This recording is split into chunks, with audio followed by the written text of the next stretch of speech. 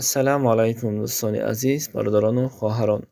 Фаромӯш накунед, ки як дӯдараки мо аз шумо сахт хафа шудагӣ ҳаста. Мегӯяд, ки барои чӣ видеоҳои моро тамошо мекунеду дар зери видео лайк намемонед ва ҳамчунин ба канали мо Корвони Умр подписатсия намекунед. Илтимос аз шумо ҳамин дӯдараки моро хафа накунед.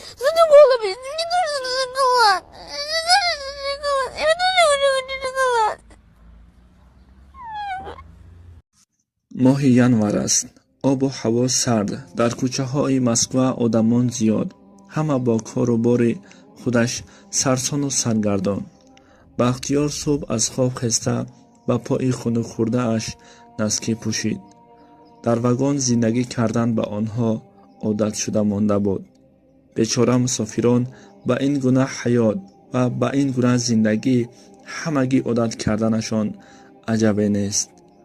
онҳо барои як бурида нон аз оғӯши падару модар ва аз остонаи ватан ба ӯ ҷойҳо рафтаанд. бахтиёр ҳам яке аз чунин тақдирҳо буд.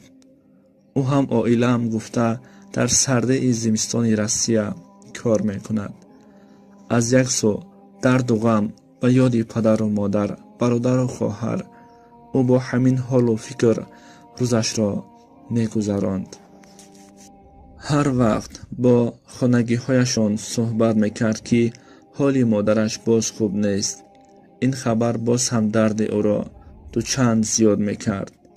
ба ватан баргардам гӯяд чорае надошт.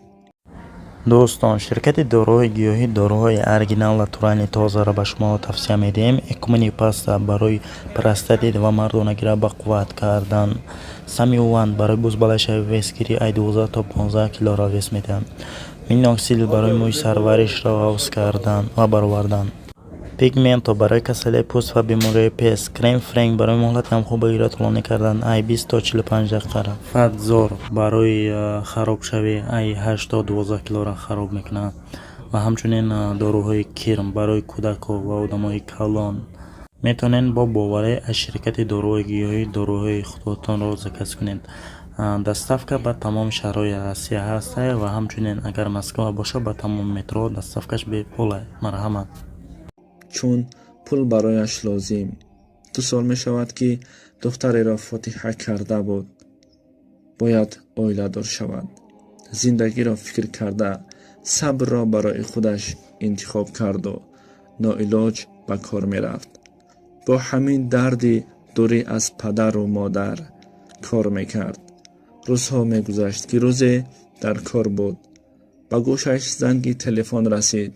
вақте бинад, ки падараш занг задааст, дар дили Бахтиёр ғаме омад. гуфт ба хайр бошад. падарам дар ин рӯз занг намезад. чӣ шуда бошад гуфта ба падараш занг зад. алло, падарҷон, ассалому алайкум. шумо хуб ҳастед? падар гуфт алайкум салом. бале, писарам, мо хубем. аммо модарат гуфту хаб кард. бахтиёр бошад хавотир шуда. падар, алло, падарҷон, чӣ шуд ба модарам? гап занед. алло. падараш гуфт писарам, модарат айни ҳол хуб аст. мехоҳад туро бинад. агар имкон бошад зудтар ба хона баргард. дарди Бахтиёр боз ҳам зиёд шуд. давон ба назди бригадир рафта вазъиятро бар ӯ фаҳмонд. бригадир бошад гуфт бахаҷон, ман ҳатман кори туро имрӯз ба фардо буд мекунам ва албатта пули туро оварда медиҳам. бахтиёр ҳамон рӯзро чӣ гуна гузаронд худаш намедонист. шаб шуд. онҳо аз кор ба ҷойи хоб, яъне ба вагон баргашта омаданд. ҳама истироҳат мекард, ки дар ҳамин вақт бригадир омад. дохили вагон шуд. бахтиёр зуд аз ҷояш парида хесту ба назди бригадир ҳозир шуд. бригадир бошад гуфт бахаҷон, шеф пул надод. гуфт дар охири моҳ медиҳам. барои ҳамин интизор бояд шавӣ. бахтиёр, ки дигар чорае барои истодан надошт, ба тақдир тан дода ба шиносу дӯстонаш занг зад. аз онҳо пул қарз гирифта бо тариқи шинос билет гирифт ва ба аэропорти Домодедово омад. албатта дар ӯ ҳолат سردی زمستان خیلی سرد است. هیچ کس به مسافران اهمیتی ظاهر نمی‌دادند. این که برای همه مهاجران معلوم است. وقتی پرواز هم شد، او بر هواپیما برآمده در جای خود آرام نشست. هواپیما که در آسمان صاف و بی غبار در هوای به حد و کنار پرواز میکرد، میلیاردها ستاره ها را تماشا میکرد، اما در دل غم و در چهره افکاری نمایان بود. از کار و بار زیاد و فکر و غم خوابش برد. کمی از غم دنیا آزاد شده بود.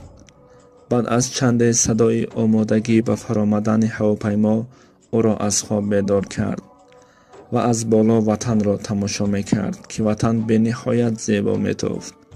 شاد شد و خوشبختانه به وطن هم رسید.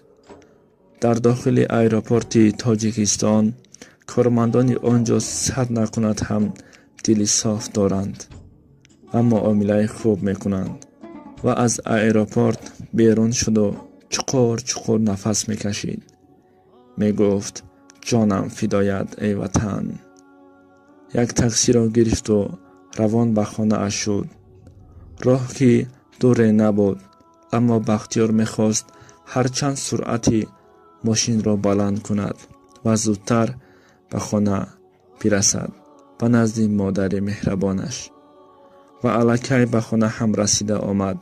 صدای سیگنال ماشین به گوش پدر و مادر، برادر و خواهر رسید. آنها از خانه بیرون شده بینند که بختیار از ماشین فرآمده ایستاده است. شاد شده او را به آغوش گرفتند. یک خواهر و دو برادر و پدرش بود. مادر باشد در داخل خانه انتظار به آنها سلام علیک آغوش به آغوش کردند. زود به خانه در آمده بیند که مادر از جایش خسته در دست خواهرش راست است و تبسم زیبای مادر را دید و گریه کنان خود را به آغوش مادر پرداخت. میدانست که به مادرش زیاد راست ایستادن ممکن نیست. آهسته به جای خوابش خوابانید. مادر و پسر از دیدار یکدیگر گریه می‌کردند. البته اشک آنها اشک شادی بود. مادر میگفت خدایا شکرت که دیدار پسر جانم را برایم نصیب گردانیدی. خلاص همه شاد مهمان ها می آمدند به دیدار بختیار. بعد از دیدن فرزندش مادر بختیار می گفت خدایا شکرت که دیدار پسر جانم را برایم نصیب گرداندی. خلاص همه شاد مهمان ها می آمدند به دیدار بختیار. پدر از بختیار پسرش خواهش کرد که توی را هرچند زودتر آغاز کنند.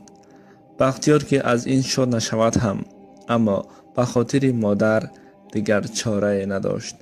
توی را هم انیق کردند. عروس را برای روز جمعه آوردن آمادگی دیدند و همین طور روز جمعه هم شد. همه شاد و خرسند. مادر و پدر بختیار پسرشان را با لباس شهید دیده از شادی گریه می‌کردند. البته گریه آنها اشک شادی بود. شهر را به سر عروس روان کردند. مهمان‌ها خوش و تباران همه خرسند توی را می‌گذراندند. حافظها نیز آمده بودند. بعد از چند ساعت صدای کودکان برآمد که می‌گفتند عروس را آوردند، عروس را آوردند. همه برای پیشواز گرفتن عروس به بیرون برآمدند، غیر از پدر و مادر بختیار که آنها نمی‌تافتند. وقتی ماشین منع شد، بختیار از ماشین فرآمد. خواست تا پدر و مادرش او را به آغوش گرفته بوسه کند و گویند که مبارک باشد پسرم. اما در گرد و اطراف بینگرد آنها نیستند. بختیار دوان به خانه حاضر شد. همان خانه‌ای که مادر بیمارش خواب بود. داخل خانه شد. بیند که مادر خواب، پدر باشد گریه میکرد. بختیار زود خود را به آنجا رساند. مادر جان، مادر جان می گفت. اما مادر باشد به جان خواب بود. الکی جان را به حق تسلیم کرده بود. بختیار باشد داد زد و گفت مادر جان، آه مادر. گفتن گریه میکرد. صدای گریه بختیار را شنیده همه دوان به خانه آمدند. دیدند که بختیار مادرش را به آغوش گرفته داد میزد و گریه میکرد. از گریه بختیار خش و تبارا نیز گریه میکردند. اما بلندترین صدا در داخل خانه صدای گریه بختیار بود. عروس که با لباس سفید در نزد ماشین ایستاده بود او هم گریه میکرد. آینگه ها عروس را به خانه داخل کردند. بینید که در شادی و خرسندی غم را نیز دیدند. روزی توی مرگ را نیز برآوردند. بختیار می گفت مادرم جان، مادرم.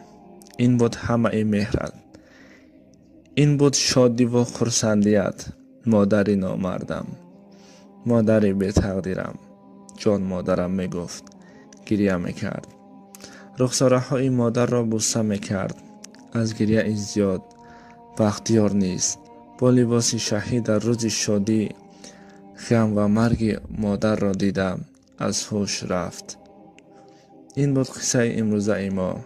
البته چنین حالت ها بسیار شده است و این حالت ها حقیقت دارند.